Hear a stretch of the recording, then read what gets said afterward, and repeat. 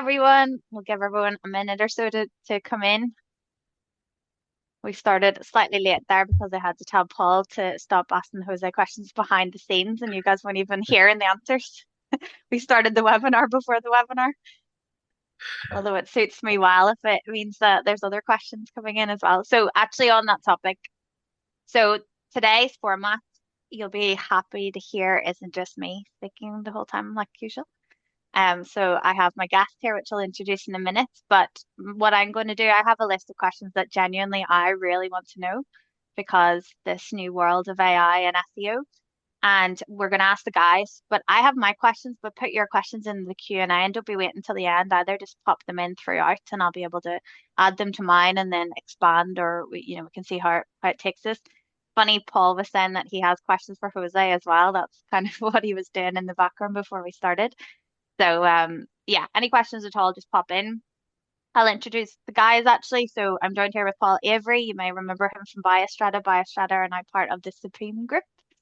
And you have a background, Paul, in molecular biology, and then you went into marketing communications, and now you're the AI guy, I suppose is a nice way to coin you. I'll Um, take it. yeah. And then Jose, yes, you have a background for 20 years in SEO, last 4 years being in Bio-Rad, but you've really pivoted and taking on this sort of AI and search engine. Anything Bio-Rad has to do with visibility, that's your domain. That's pretty much it. Yeah. Perfect. Well, we'll get started. And honestly, this is maybe a basic question, but one that's kind of blowing my brain. Paul, what do what do we call SEO with AI? Because I see I think Jose, you might even have three different options on your profile, but is is Yes. there a term that we've all decided on, or what? How are you referring to it, Paul? I think the reason that that's a good question is because the industry hasn't really settled on a given term yet. So if you're watching this and you're confused, then I think everyone's a bit confused. We within Supreme Group, we tend to call it GEO or AEO, so Okay. generative engine optimization or answer engine optimization. I think it depends if you look at it from the technology side, the generative engine, or the user side, answer engine. So I'm tempted to think that answer engine may win out in the end just because it's a bit more about the people we're trying to reach. But of Yeah. course, search engine optimization is the technology side. It's not about what the user's trying to achieve. So yeah, so I'm not sure. Jose, what do you think? Yeah, I think that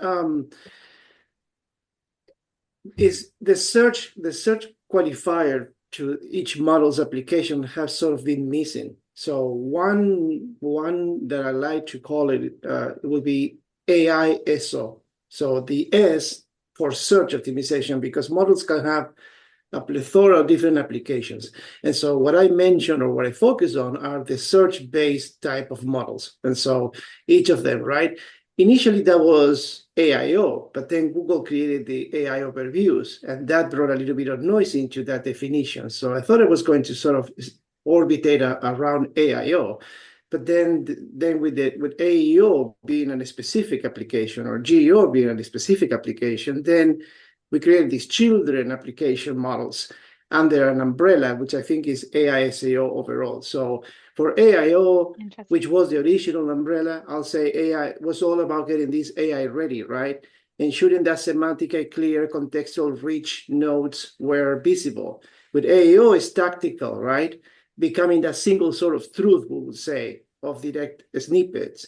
And then comes GEO on the generative side, is more of a recommendation-based engine.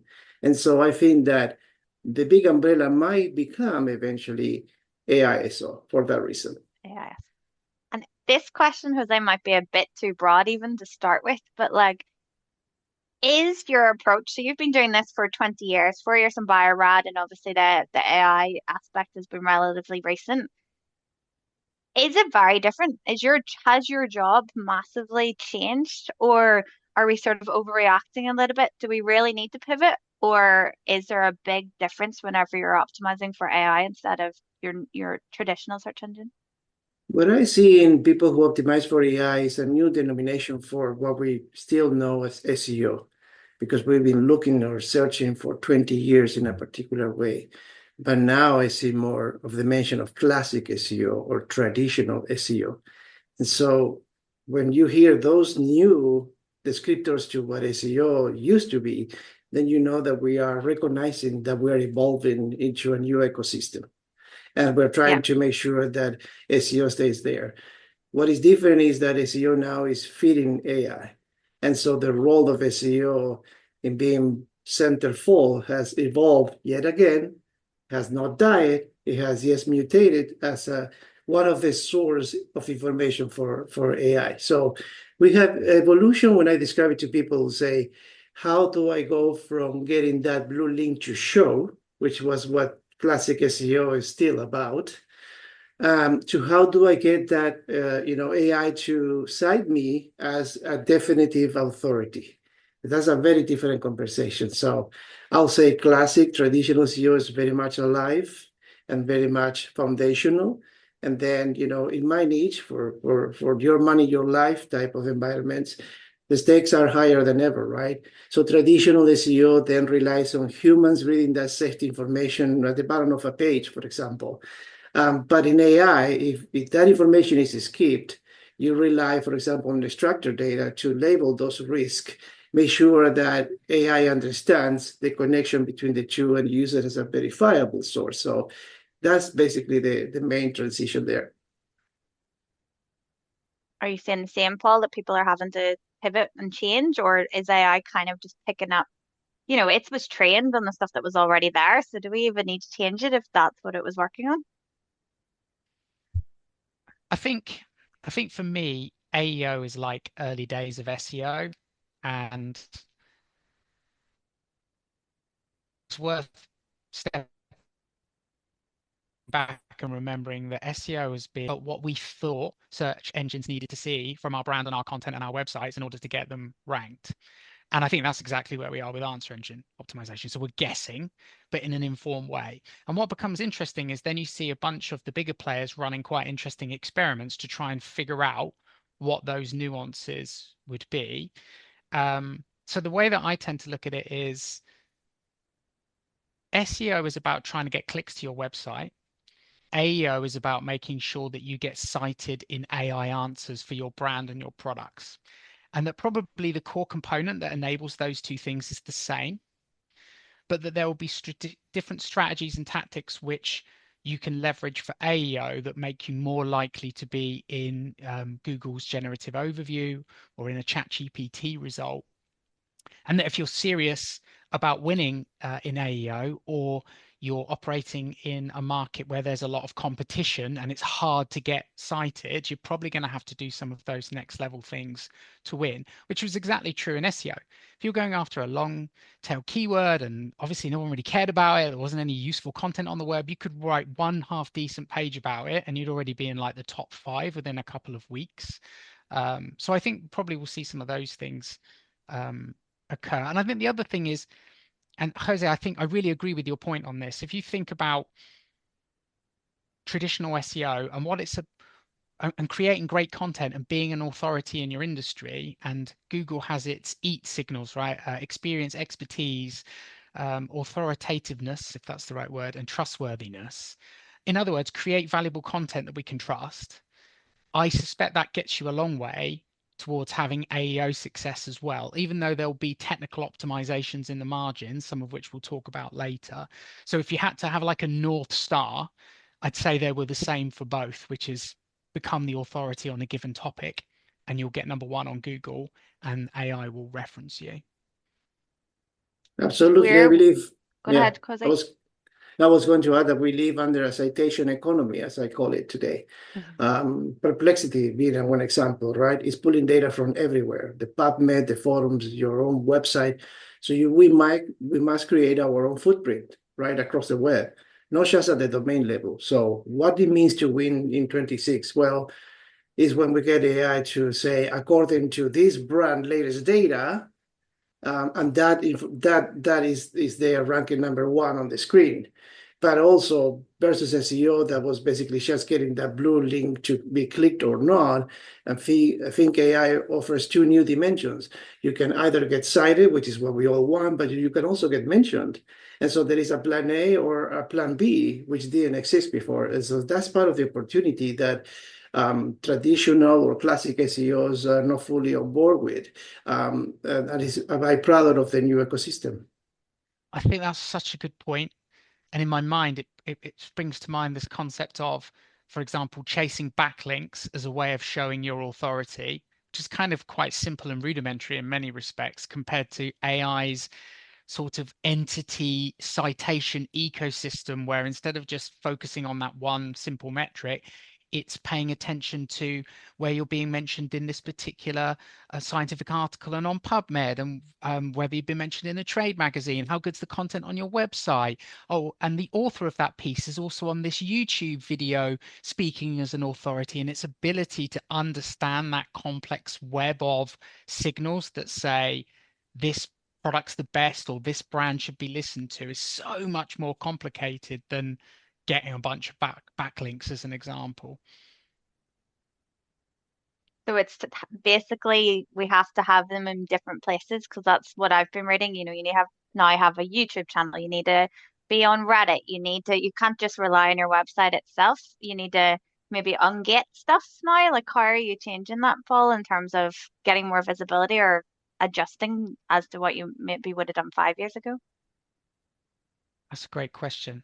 I mean, I come from a PR and communications background where earning credibility by having third parties talk about your products, brands, experts was part of the playbook. And especially in the pandemic, when we couldn't go to trade shows and everything became very digital and there was lots of digital marketing and paid advertising, all of these things became important because you could only really reach your customers on the computer. PR, brand awareness, brand credibility, they fell out of fashion.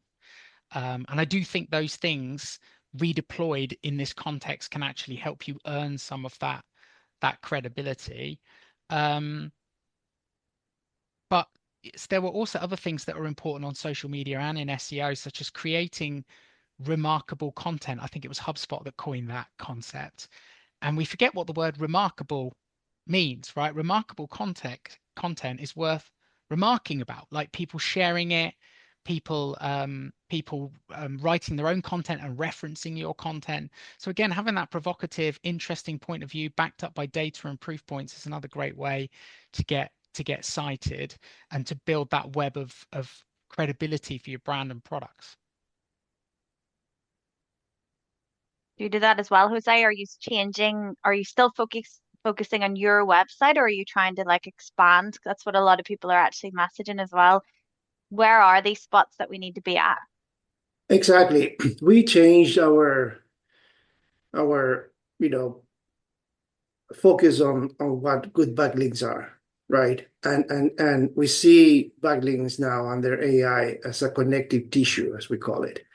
And is when we actually can successfully look at our user map, our user journey map, and we can actually then connect interlinks at the right time, and maybe versus the traditional SEO approach to say, make sure all this related content is connected, that you have the spike and wheel process of the past. We have moved on from that. And we have, first of all, connected the internal links as part of each segment of that user journey where they are way more engaged with. We also didn't mention the term LLMO. And so, that is particular agentic models, which you could have, for example, connected from your own data, because your own analytics is one of the most precious data you have. And you could actually train these models to say the user is scrolling through a page on this area with interlinks to key areas, but they're hesitating on actually taking the next step. Could we connect that LLM to a chatbot that could interact to say, this is what you're about to find if you just click on the next path. Wow. And so there is power in LLMO in that sense. Now, if you're talking about the ungating question, right? Yeah. Then basically say no, in the sense that we just what we need to do now in 2026 is dramatically shift the placement of the gate. So the gate is there, but it's not where we typically assume it was in traditional classic SEO. So what's happening is that quality information doesn't translate to form film. The concept is already failing. And so if we gate our best insights, well, we might get maybe 50 leads from that, but we miss the opportunity to be cited in maybe 50,000 AI answers as a byproduct. So we had to be careful. I think that in 2026, we need to look at what is called the tease and reveal hybrid model when it comes to getting information. So that is mostly saying enforce the summary and methodology ungated model. So you provide executive summaries on how you got X or Y result in HTML, not in a PDF supporting document. That was So another question. Yeah. okay, so AI can actually index your expertise, because that's the reason that now we have two E's in the algorithm, where we used to have experience, and now expertise was basically divided with the specific signals from that set. So what happens to your gated resources? Well, you keep all your good templates, your calculators, your raw data sets behind the gate. So you're still gated, you just moved it. And so basically, if you have proprietary data or benchmarks, that's a strategic gate that you have.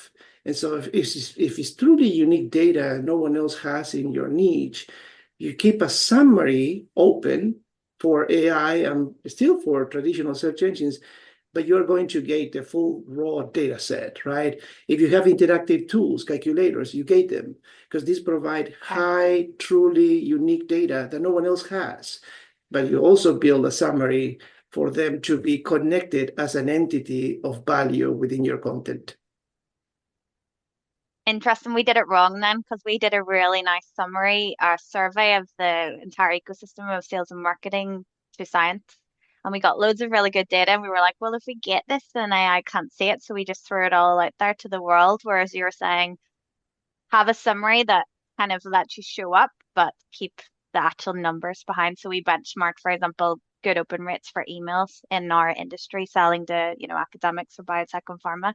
We should keep that bit back.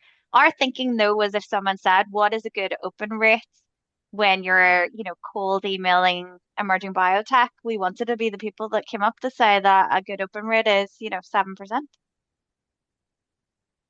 So sometimes you maybe do want to throw it all out there. It's sort of a balance, I suppose. Right. In an ideal scenario, yeah. In the example, I would say you want the 50,000 answers and the Yeah. 50 leads. You want everything. And so it's a matter of positioning the gate in the right timing. Yeah, interesting. You can run that test as well, right? You can see if that content has been indexed and gets referenced by ChatGPT, for example, by asking that question or asking a question, sort of a sub question in that area. And this is why I always find all of these things absolutely fascinating. I had a conversation with a guy called David Meerman Scott, who was a thought leader in marketing back in the day, on his forum in 2012. Should we gate or ungate our assets? Right. This is not a new question. It's just everything is about context. Right. We want the leads, as Jose said, but we also want to be found. And so you're always trying to find that balance between discoverability, building trust in your expertise, and generating a lead that you can actually follow up with. And the hardcore folks in this conversation are, you don't need to gate anything, because what you really want is customers to believe in your expertise, your products. If they want to buy from you, they'll find a way to get in touch with you. They'll fill in a product request form on your website, request a sample and what have you. I'm not saying I subscribe to that view, by the way. I'm just saying that view is out there. The other end would be all of our amazing content, so proprietary, our competitors will steal it. If you want it, it's a value exchange. You have to give us your email or you don't get it. So I think everything's always going to be context for folks, but Jose's description of a summary-based system actually plays to how LLMs, ChatGPT currently surfaces information, which is chunks. So if you deliberately chunk up your big piece of content into a version that it actually wants to cite anyway, then you might be able to just about get the best of both worlds, as long as your summary is nice and chunked and answers some important user questions, but doesn't give away the farm, in that if you really wanted to get deep into looking at the graphs and what have you, then you'd go download the report. So I That's think fair. that's probably where I'm agreeing with Jose in essence, but from a slightly different perspective. This might be a really stupid question, but you say like, do an experiment and see if it shows up in GPT. How long does that take? For it to be indexed. Crawled? Yeah, I don't even know the terminology there. Index crawled, yeah. That's a great question. Do you want to say that, Jose, or do you want me to take a run at it? No, I see the timelines of about 2 weeks, about a Okay. 2 week period. There's similar to a lot of the other agents out there. There is first a discovery crawl. Oh, this is new. And then there is a confirmation crawl. Is it still there or not? So one thing that AI doesn't want is waste bandwidth. And so they won't just pick it up just because you have it today and it's available in the next 30 minutes. They will do a secondary, because they have another, this is actually connected to another metric that we know in classic SEO as bounce rate, but they call it abandonment rate. And so I found it, I discovered it today, I'm coming back to see it's still there. Then, only then, I really start to use it and start to ground the entities from this document into my intent space. Like we're talking about GPT. Paul shouted at me, I don't know, 3 years ago for not using GPT. I've finally gotten the bandwagon. I'm finally using it. I'm like feeling really cocky that I'm like, know what I'm talking about. And now everyone's like, no, that's not no good. We have to use Claude now. And I'm like, I don't have the mental capacity to change. And then like what my CFO was like, are we optimizing for Gemini? Like, do I need to pick one? Is there different optimizations for different ones? Is one of them going to win? Do I need to even abandon GPT? Sorry, that's a very loaded question and loads within it. I'll leave it to you, Paul, to try and decipher that one. Well, I can tell you what we know about general web users, but I think the thing that's always interesting is to think about your target audience. And I So think that our target audience is science, really. Right, It's scientists in scientists. this context, yeah. And so one, just to draw on a quick example, in the scientific world where there's lots of shared computer use, there's lots of like tight IT restrictions, and people might be trapped into, say, Microsoft and have to use Edge and have to use Bing. There's more people use Bing than use Google than, there's more people use Bing than you would expect in the life sciences versus the average user, for example. So Interesting. as a Okay. scientist going to be more likely to use Claude or ChatGPT? That's probably a question that's worth answering. But broadly speaking, obviously Google still dominates in terms of people using a search engine, and it has its generative answer at the top. And so if we include that, you still need to optimize for Google. If you look at chatbot usage, then ChatGPT dominates with something like 80% of uses, of people using ChatGPT. But the other models, they are coming up quickly, and you have to bet on the fact that Google has the infrastructure and the reach to make Gemini the sort of the AI tool of choice in a lot of organizations. If they're based on Google, for example, they're using Google Apps. So I'd start with ChatGPT personally, because it dominates from that perspective. But these things are changing quite quickly. Jose, I don't know what you think. Yes, my personal experience with the 5.4 model version versus the previous 5.3 is the citation reference. The sources are slightly different, which is very interesting. So one of the things that 5.4 brought is there's a more focus on third-party product and sources than 5.3 that had. So where the third-party type of signals were important to 5.3, now becoming that direct source of product information from your standpoint is more important to 5.4, which I think is an opportunity now. Not to say that what others, the knowledge graph and the entity map, it doesn't matter to 5.4, but it has evolved to be, I would say, more targeted in finding real sources, direct sources. So if you are a manufacturer that happens to be having a clean structure, you're parsable to the model, you will perform much better in the latest GPT version. So that should be good news to you versus saying, most of the ChatGPT activity is coming from third parties that are talking about me. And I might be part of the conversation. I might not be the citation per se. I might be mentioned there, but I'm not the one that might get the actual click. With 5.4, when you have everything right and you happen to be the one party, direct party source of that, you have now more exposure than ever. So I think ChatGPT has gone in the right direction in that sense. I think you raised a Do really you, important point. Oh, sorry, Laura, you go. I was going to just ask within Bio-Rad, Jose, sorry, do you have different strategies for the different models, or do you just have a holistic, AISO strategy? See, I'm using your term, I'm getting there. That, And right. generally, Mhm. So at the end of the day, they all are coming pretty much for the same type of content and page. So it's really tricky to say this page will do something specific for ChatGPT 5.4 versus Gemini 3, example. So you need to have a unified strategy to say, is this page AI ready? Now, within the page, you're going to have different sections that are more specific to different models. So you can have within a template an AEO section with direct answers or being able to cite it as a direct answer.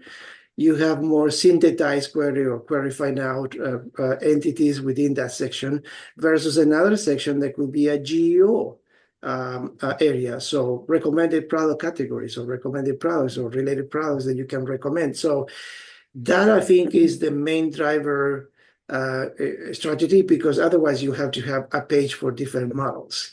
But however, you can have a template that has sections of the copy and a structure for different model applications. So yeah, that is, I think, is the bigger approach that you can have today.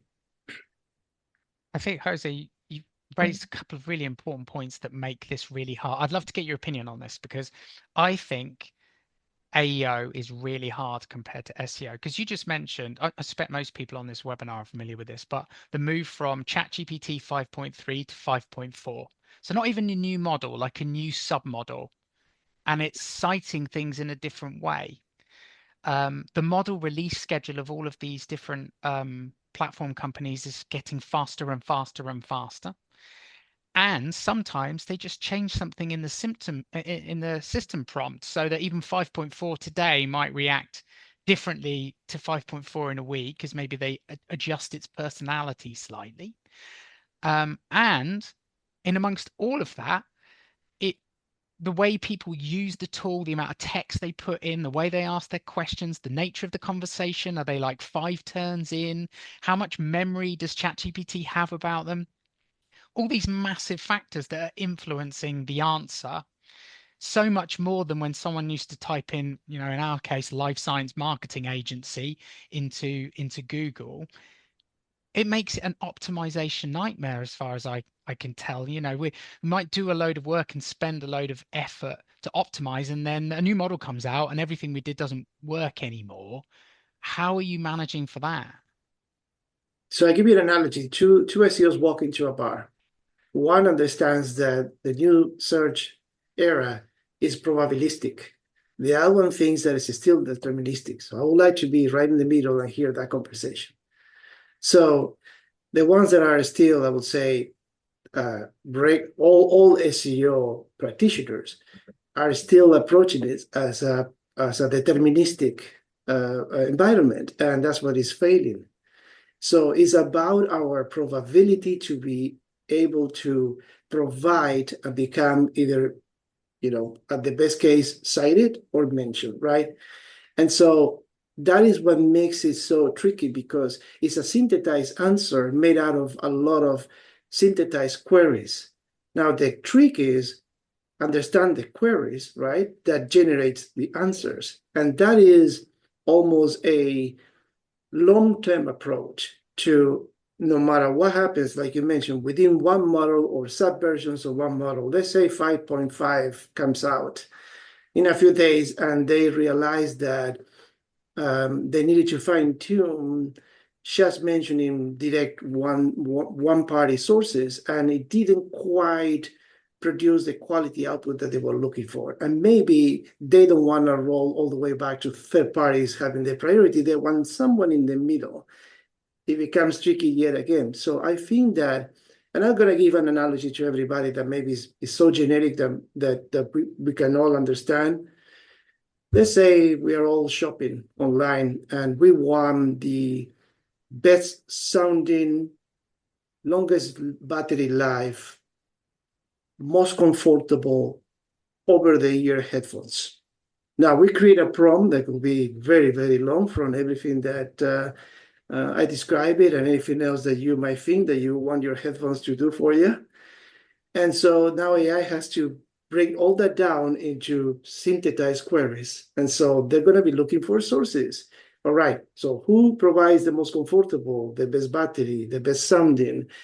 I will only focus on over the ears, right? Because that's a qualifier. So you see how now we go into this query find out, and our strategy from a content perspective, from a classic SEO feeding this AI, needs to be that we need to cover as many of those angles as possible, right? And so when AI generates the answer, independent of the model, it's going to do what is called rank fusion. At the rank fusion level, it's going to look at all the scores and who checks the most boxes. And so if you are the one that did check the most boxes and you were not left out of that particular selection at one of the sources, there's a big probability, again, you are getting the citation. Now, someone who didn't check as many boxes as you, but is still relevant within that grounded data, then they'll get a mention. And so that is basically how you devise your strategy. We're still playing it pretty much from the content side. Now, there is another ecosystem, is who is saying what about our information. And that's why one of the biggest resistance of brands is how much we need to release here to be what is called visibility, right? How much do we have to give out so for AI to really understand us and then give us that visibility at the top, like you were saying. So it is a tricky valley. I think that is the true north scenario. Question number 11 is how much are we willing to give out? And here's the risk or the warning for most brands that I see. The ones that don't want to provide that information are going to be part of an answer where a competitor is giving such information. And they're most likely going to get that user to go to that other, they're going to get the traffic from you. So think about this because, again, independent of model, application, content type, this is the main conundrum that we face with the AI. So Yeah, I completely agree. I think the way I've thought about it is that there's probably three levels. The first one is the Wild West, like when it was the Wild West of SEO and black hat SEO, white hat SEO, and like the hacks that you can probably do to get found. So for example, to build on your point, Jose, listicles work really well. Like this product's best for battery, this product's best for, right? Like, and you only have to click on, you can click on, if you're on ChatGPT, you can look at the thinking stream and you can see how the model's thinking about your query. That is also a gold mine, by the way, for trying to figure out what content to create so that you get found, is to look at that thinking stream. But you'd see they'd massively over index on these listicles. I think it's starting to be counteracted now, and I think Google, especially in their generative answers, is like trying to ignore some of the listicles because they don't want to, like, they've encouraged so many people to write so many junk listicles on their websites at this point that it's got, you have that swinging back where now maybe all these tools try and ignore the listicles. So you can take like that hack approach. You can see, oh, what's working right now, and you might be in the answer for like a month. or a year, or who knows. So hopefully you don't put too much effort into it, because at some point the tools are going to realize they're being gamed and they're going to do something about it. And then the next level is what you've been talking about, Jose, in terms of creating really great content that's chunked, that has all of the appropriate things to answer some of those questions. And then I think the third level is, and this is the bit that's also been on my mind, is I thought, I don't know if I can really measure how people search in ChatGPT, because there's just too many permutations. So I'm just going to measure Right. referral traffic. Right. And then I'm like, well, if I get more referral traffic over month from each month from ChatGPT, then I'm probably winning. But then I had a conversation with a colleague, and we realized that what a lot of people do is they'll be in an AI chatbot having a conversation, and then they'll Google the brand. So you need to track your product names and your brand names in terms of search volume as well, because there's a disconnect there that you probably can't track very easily. And then under those conditions, you just want to be the brand that comes to mind, or the product that comes to mind when someone's ready to buy, which if you follow it all the way up, it's marketing 101 from the start of time, which is be the trusted authority in your area, be the IBM of your niche. So I think about it in terms of, if I wanted to do a quick tactic today versus what should my overall strategy as a marketing department be? Which hasn't changed massively, is what I'm hearing. So like, don't chase the hacks. And we have a question here. Assuming your site is already optimized for SEO, what's the most important do and most important don't in terms of how your HTML is built for AI search? Give that to you, Jose, initially. HTML in general. Well, I have a challenge, for example. I think most of the domains in healthcare do, and that is that we have very highly ranking PDF files for organic search. And what do you do with that? Many drawbacks. For example, is tracking and measurement with that type of traffic, because they consume it. If the PDF doesn't have any links, they get what they need. The answer was found, and you don't see them again, because there's no way even to track what happens after. Now, I believe the AI is using PDFs as proof of a lot of the entities that we claim. And so I think that on-page HTML should be your priority, and keep your PDF as the proof for it. So are PDF dead? Another question. Absolutely not. But they shouldn't be our priority in the sense of what we present to AI. And so another thing that I don't see a lot of people discussing is the issue with crawling in AI and speed, because AI models are lazy in that sense, and especially with layouts. And so they actually love very well clean structured HTML because it's fast to consume. If you verify the entities with structured data, even better. But I will say PDF still have a place. There's one of the very useful tactics is to build landing pages for them. Because if you build a landing page for that consumption, then you are synthesizing the highlights of it without revealing everything that the actual proof value of the document, but you are summarizing it, and then you are collecting an engagement, and then now you have analytics. Again, I go back to analytics being the goldmine of everything that we do, and now you have this user journey map out for the first time. So in healthcare, there's a lot of domains that have a ton of value in PDFs, a lot of visibility. They just haven't been able to leverage that in a useful way, because to Paul's point, they see chunks from them as part of generated answers all over the place, and they cannot connect. So that is what I call the search to cite bridge. And that bridge is built in different segments, HTML being one of them for sure. And I will give you another pro tip in the sense of how to deliver the PDF. So there's a property in the title of the PDF that you can use those keyword synthesis of what the PDF topic is about, and deliver that what is called the liquid mode compatible formatting on your PDF. So if you're not creating PDF in liquid mode, you should be. that is also very readable in mobile, is actually lighter to parse, and that's why AI prefers it. I would agree with all of those, Jose. And we had a comment come in on, I was going to build on what you said. Someone asked about using accordions. And from a structural perspective, I think one of the things that's probably hurt in some sites is the use of JavaScript to show content to human users. But Jose nailed it when he said that the AI crawlers are lazy.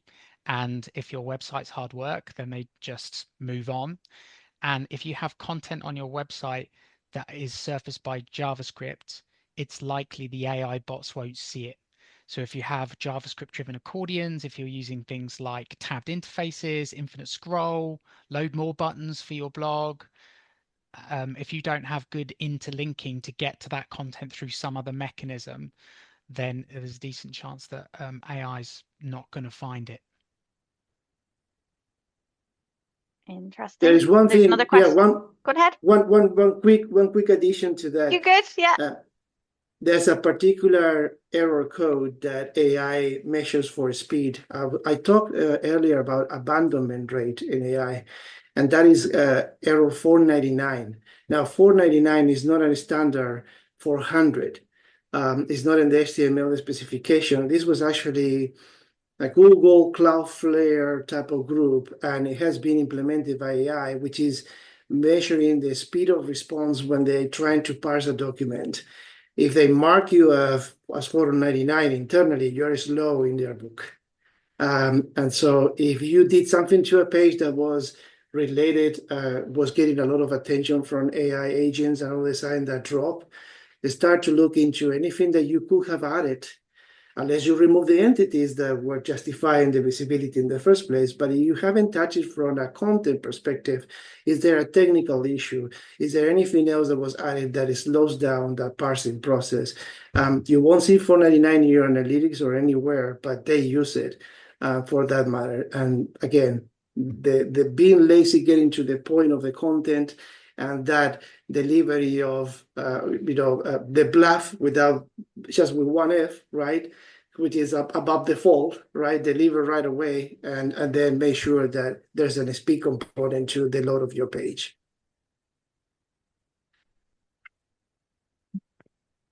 Awesome. Someone said if you don't answer the question, I've heard if you don't answer the question, I will get the answer from somewhere. So a random guy on Reddit. So you have to get your answers out there. Is that an accurate statement? For Reddit? Well, like if you don't answer something about your products and someone asks a question, AI won't say, I don't know. They'll go and find some lad on Reddit that said something about it, and that will be seen as being the truth. Sure, absolutely. AIO is looking for a direct answer, right? That's the mission of AIO. And if I cannot find it, it will actually look into the entire network graph and find out who might be. And for every claim, you need to have verification. It starts with structured data on your end, but it's also about everybody else who is saying that you have that answer. Again, it goes to that rank fusion, all right? You do the RAG, the augmentation, and then you have the rank fusion qualification, then you choose your sources if you're an AI model. I also would, to Paul's point, the connection of Reddit and YouTube is very, very powerful. YouTube is the hidden engine of AIO. So that's one of their favorite sources. Because if there's anything that requires a step-by-step, if there's any tutorial, is there any how-to that is this 1, 2, 3 ABC that you can explain from a YouTube video? Remember, that's a Google entity too. It's part of their ecosystem with Gemini. That really, and also since the introduction of AI, YouTube searches have tripled. And so there is a human component that I use the generated answer. I watch a video. I have multiple brands open as part of my research. So, and the other new connector, especially a lot of social media managers are going to be happy about this one. We're evolving where LinkedIn now is also being used as a source in that conversation. So if you have a LinkedIn, if you develop expertise, if you develop experience, If the algorithm is tagging you as an expert on X or Y, and that means the engagement from an entire team supported their social media manager and everybody bringing their expertise. And I'm talking just liking stuff. I'm talking directly engaging, directly tagging things, demonstrating that expertise. So Reddit, YouTube, LinkedIn combination, very powerful strategy. And then one question here, and maybe this is our final question, because sorry, we're over time. If you were to just start from scratch right now, you're launching a new, biotech company, or what, with a new website, like what would you start? What would you build differently now? I mean, put that to Paul for start. How would you build it? I think fundamentally you've got to build a website for your commercial requirements and help you generate customers and revenue. So whilst discoverability is important, first of all, you need to understand who your customers are. Not every business needs a website. I mean, asterisk, most of them, if not all of them, do. But it's an important question to ask yourself. From there, I think given the nature of the conversation that we've been having, I'd be building with all of the traditional SEO best practices in mind, and I'd be trying to build with AEO in mind from the outset. So Jose's point earlier about chunk summarize content, and if we have content assets that we want to gate, taking that approach, I would absolutely be deploying it. I'd be using, someone mentioned I think in the quick Q&A here about schema, I'd be trying to make schema use a default thing that we do on our pieces, so that we're using things like FAQ schema, article author schema, etc., just to help LLMs find and understand our content a little bit better. But I'd still be, if I'm really honest, focusing on making sure that my website was a human-driven experience that gave humans the information they need to find the products and services they need, that makes them convert, whilst baking in all of these things that help with discoverability in the back end. And I say that because it sounds a bit obvious, but if we talk about this in 12 months and agents are doing all this work for us and humans don't really go to websites anymore, could happen, right? Then we might be having a completely different discussion about how you build a website and who you build a website for. But today, that's probably what I would do. We'll talk to you in 12 months. Catch up. Jose, are you the same? The same. Yeah, I second everything. I will build it like it's 2028. And what do I mean by that is most healthcare sites are probably at the 50% AI visibility rate, at a bare minimum getting mentions. And so, just do SEO doesn't apply anymore, because I have seen sites that don't have any SEO being part of feature answers for AI LLM. Why? They are very clean structurally sites, very easy to parse from top to bottom. They deliver with a punch. They never meant to make it for Google. They made it for their users to make sure that they get the answers, they get the value right up front. So they went in a mindset of what AI was trying to parse and retrieve and qualify, and that's why they were successful. And I think that's what I really love this new era, because I think it's sort of an equalizer as well, equal opportunity in a lot of areas. But I think that we have to go search experience, mindful, and the X is there for the user. I think that AI is exploding in terms of its ability. I mean, there are fridges that now understand that you're low on milk, and they're connecting to Amazon, and they're putting the order, and they might even making adjustments to your subscription because you ran out before you intended, and so forth. So agentic AI is in there with a view to e-commerce. So I would build it very well structured, very clean, very fast, and I will actually make sure that my templates resonate to the user journey and my mapping. But how do I do all that? You have to look at your own analytics. You have all the data that you need as well. If you have access to your server logs, look at them as well, because you will find a lot of technical issues that could be causing a lot of these agents not to be able, even though you might assuming that they can just parse you and cite you and mention you, they might not even be able to get to your content. And then you're wondering, I have great content, I have great assets, and they're not visible. So there's definitely a technical side, but every model has a different personality as well, right? Some rely on safety. Some rely on, that user experience. Some relied on citation first models. Some recommend because they love to synthesize everything. I think just recently there's a patent from Google where they filed it, not that they are already implementing it, but they basically have the right to make a whole new version of your page in the near future. So I will build it like it's 2028 and like we are in an AI only mode. And I will make sure that I have everything that AI needs to understand me, trust me, and then cite me. Awesome. Well, although I did hear you about not chasing hacks and just building it for, the people and being a thought leader, we have created a YouTube channel because rightly, as you say, it's kind of, yeah, seen weighting very heavy when these models are looking out there. So we will have this recording, we will send this recording to everyone, we will put it on our brand new YouTube channel so that AI can cite you guys. But as we've kind of alluded to, things are going to change as well, and we can't even really predict on how they will change in the next 12 months. So it might well be that I call upon you both to give us an update in 12 months if that works, especially given the popularity of this webinar. So thank you so much. We'll write it up and give everyone the expertise that you have, and hopefully we'll catch up soon.